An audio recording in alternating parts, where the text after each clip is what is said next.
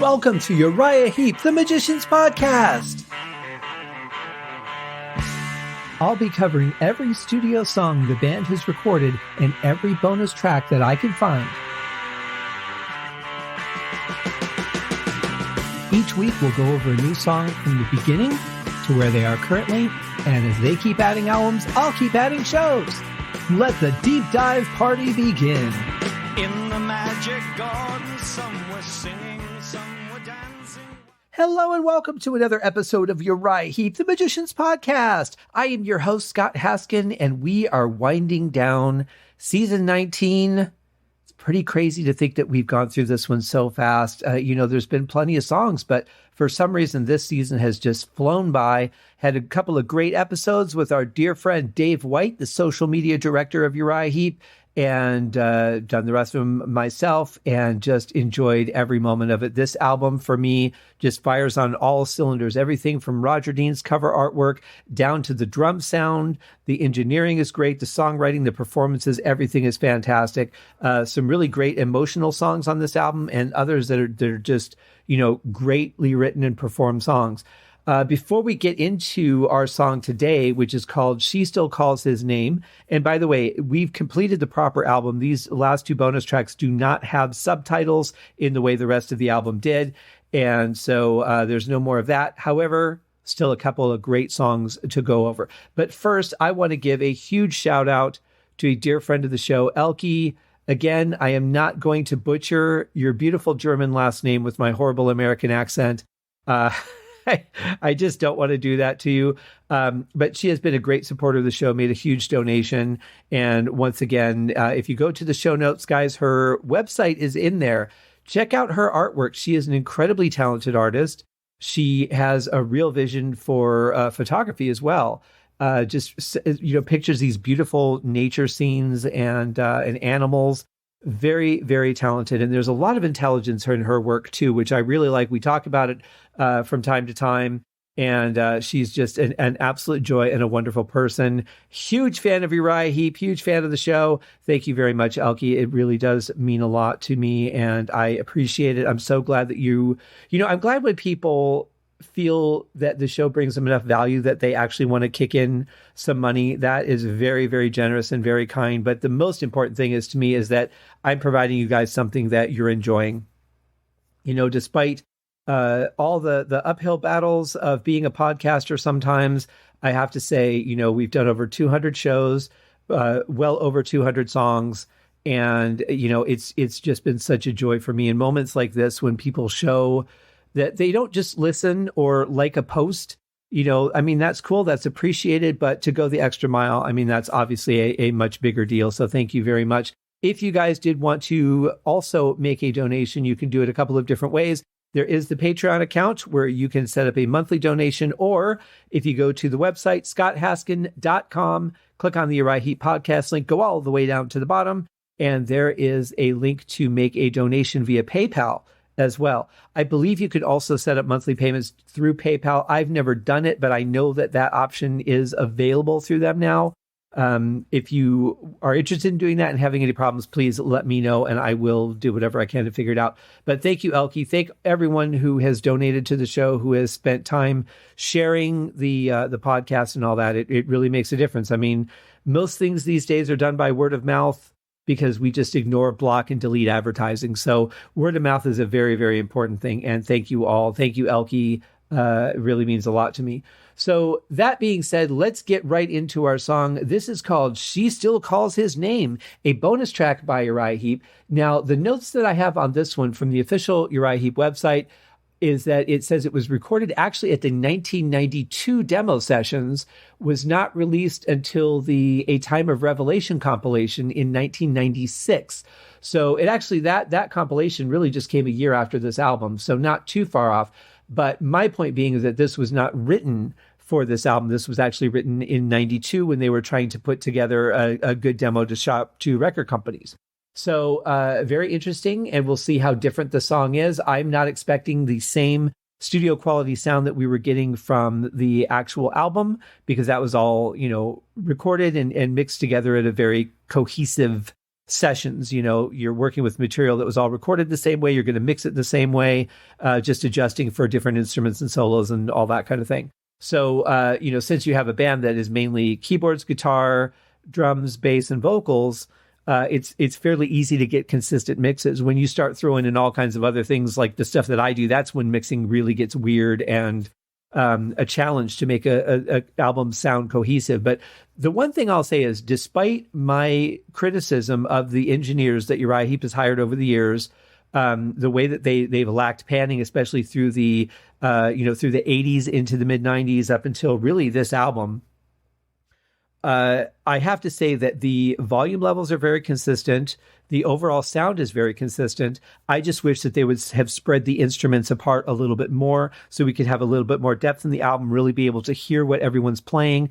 That's really my only beef. But from a sonic quality of consistency, I think the albums have been very consistent in their sound. I think that they have been mixed, volume-wise, they've been mixed generally well. But without that separation, you just can't hear a lot of what's happening. And, I've said even on this album a little bit that I can't tell sometimes what Phil is doing. And that's a shame. I mean, the guy is a brilliant writer, a brilliant performer.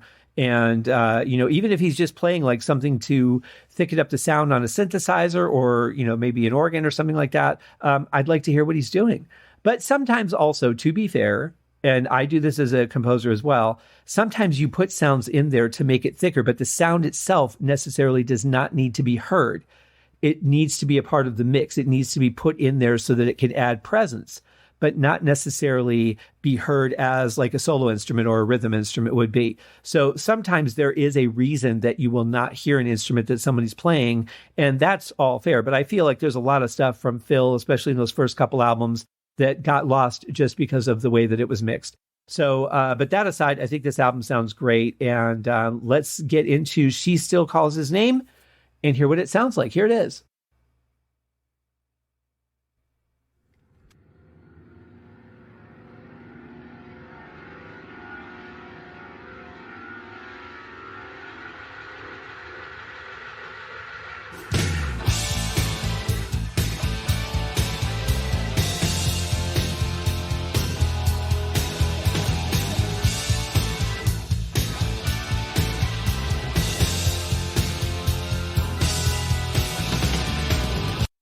Well, I think it's pretty fair to say that that was actually a Hammond.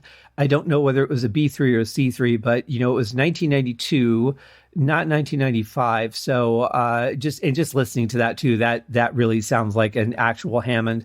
Absolutely beautiful opening, and then it just comes into this really good rock riff. I like the fact that Lee's actually playing all the quarter notes on the bass drum instead of just, maybe the first one or the third and fourth one. But it sounds really good following the bass like that. But Trevor's also playing some interesting notes in there as well. He's not just sticking to that root rhythm. Sounds really cool. And actually the sound for a demo, and granted, this was probably mixed to be, shopped to the record company, so it had to have a good sound. But I have to say, it has a good sound.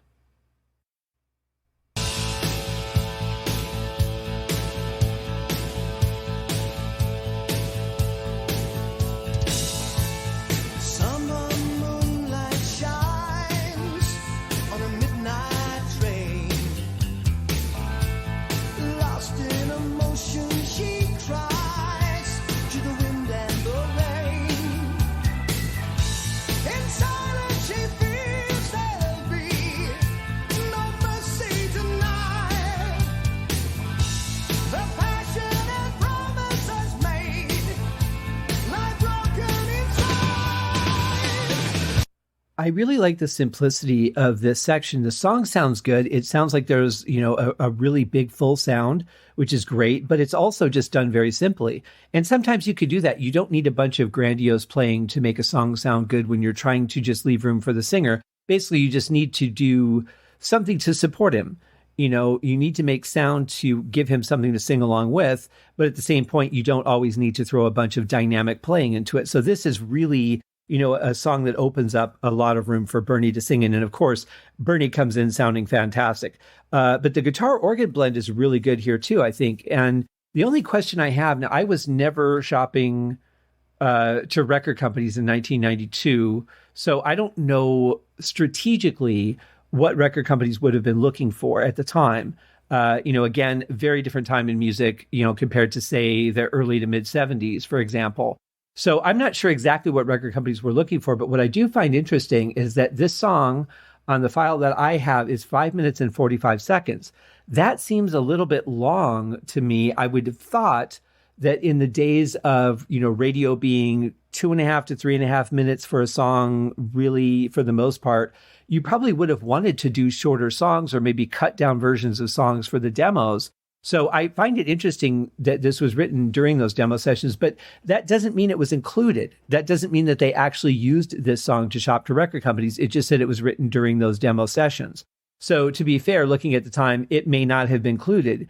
But I do find it interesting, though, just the idea of it possibly being included with it being such a long song. The other option is maybe it was intended to be on the album. And eventually when they wrote that album at that time, they just said, it's not good enough, or we've got enough songs that are good, or what, I don't know. But I like the sound of it so far. It's got a good feel to it. It's well mixed. The vocals are strong. The musicians are very supportive on it. It's checking boxes.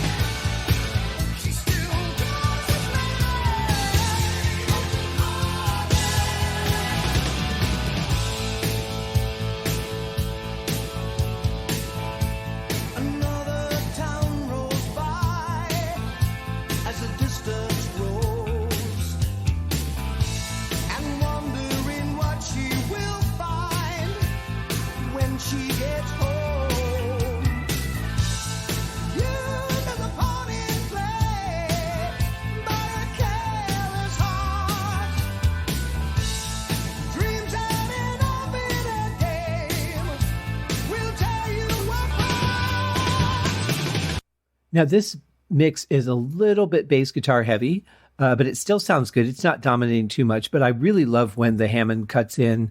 That just sounds fantastic. And of course, those transitionary drum rolls from Lee Kerslake are just fantastic. He's done those a few times, and I always love when he plays that way. It's just something that as a drummer, I can really appreciate.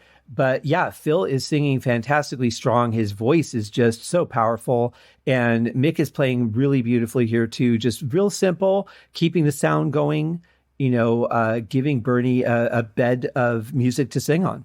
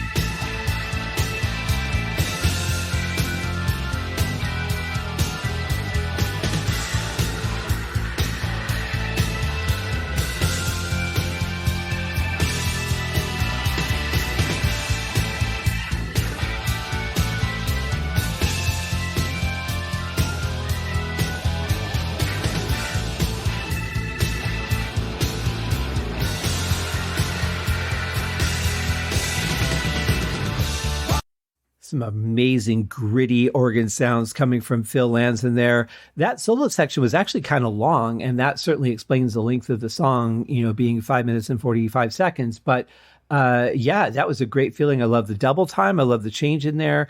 Really nice stuff. But again, everybody, much like they were supporting Bernie, they just kept backed off, keep playing the song. Don't try to shine, no elaborate drum fills or anything during that. Just let Phil have his time. And what Phil did there sounded great. Such a gritty Hammond organ. I absolutely love that sound. Grew up listening to bands like Uriah Heep and Deep Purple, and they knew how to rock that Hammond.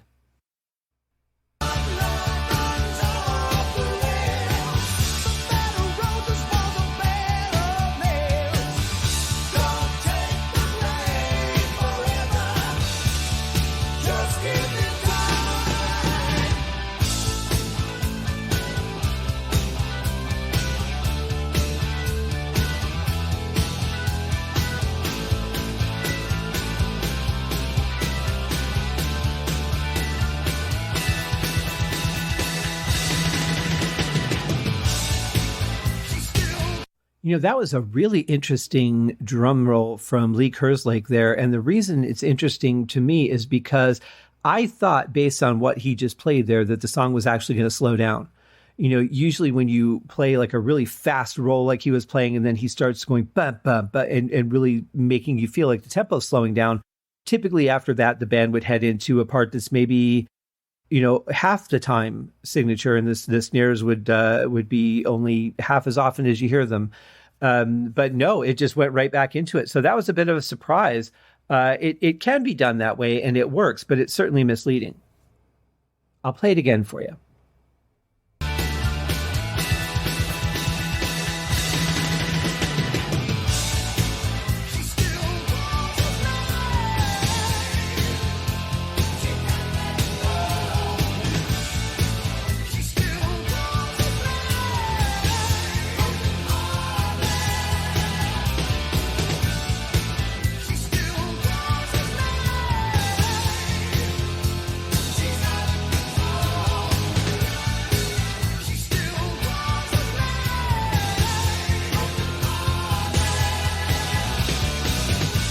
I love the backing vocals, where they come in. It's almost like, Bernie versus the backup vocals is like a question, an answer, a question, an answer. It's really not, but it has that same feel to it. It feels like the backing vocals are responding to what Bernie's saying, and more of in a question answer way. But I really like the feel of this. I think it sounds great. They are such masters of backing vocals.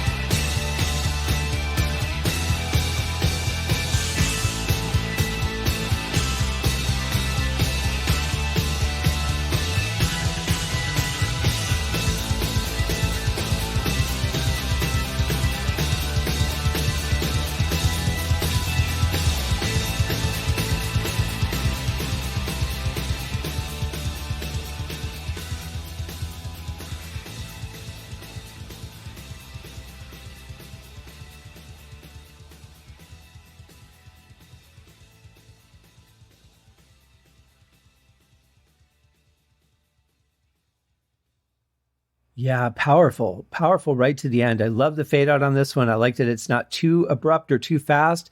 I like that it really just kind of makes you feel like they just kept going. And love the Hammond on this song. I think that's some fantastic playing by Phil.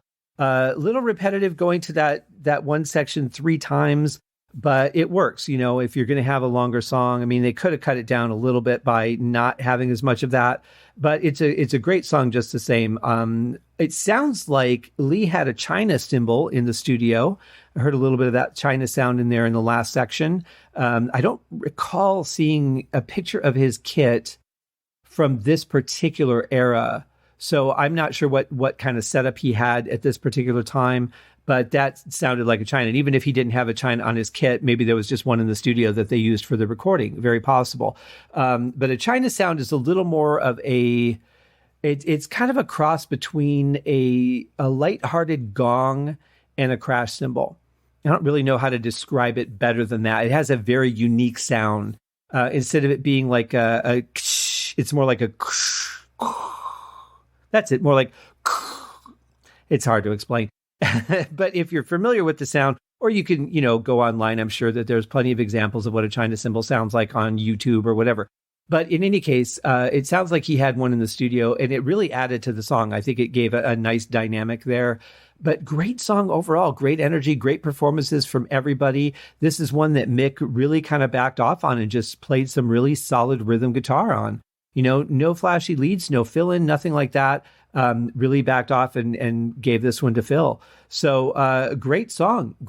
And I hope that you guys got the charge out of it that I did. I love the tempo change, or not the tempo change, but just going to double time on the drums and then backing off for a couple measures and then coming back. That was really cool. Some great fills by Lee Kerslake, really solid bass playing by Trevor. A little bit of meandering on this song, not a whole lot, but a little bit. And it sounded really good. But mostly it was just keeping that rhythm and that pulse of the song going and kind of giving the stage to Bernie and Phil on this one. So great song. So I hope that you guys all have an absolutely spectacular weekend. If you're listening to this in normal release date, it is Friday, and you guys take care of yourselves, take care of other people, just do something nice. It doesn't take much effort. Let's take that effort. Okay. Have a great weekend, guys. We'll see you on Monday. Cheers. Thank you for joining me on this episode of Uriah Heep, the Magicians Podcast. If you have enjoyed this show, please consider going over to Apple Podcasts or your favorite podcast outlet, leaving a rating or a review. Be sure to subscribe to make sure that you are notified when new episodes are available. Please be sure to share this podcast with your fellow Uriah Heep enthusiasts and anyone who you think would like Uriah Heep, which should be everyone. And if you are so inclined, please feel free to contribute to the Patreon account. And if you are not a Patreon subscriber, you can also pay through the PayPal link on the website listed in the show links below. I would also like to thank Uriah Heep for their very generous support of the show. And thank you guys for listening. We'll see you in the next episode. Happy days!